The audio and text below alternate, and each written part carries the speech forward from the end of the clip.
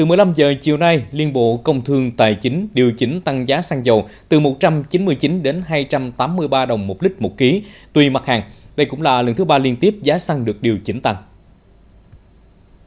Cụ thể, xăng E5 RON92 tăng 199 đồng một lít, xăng RON95 tăng 269 đồng một lít.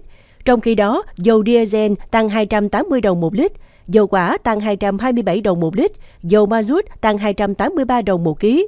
Sau điều chỉnh, giá xăng dầu trong nước hiện là xăng E5 RON92 19.462 đồng một lít, xăng RON95 19.967 đồng một lít, dầu diesel 17.700 đồng một lít, dầu hỏa 17.511 đồng một lít, dầu ma rút 16.461 đồng một ký.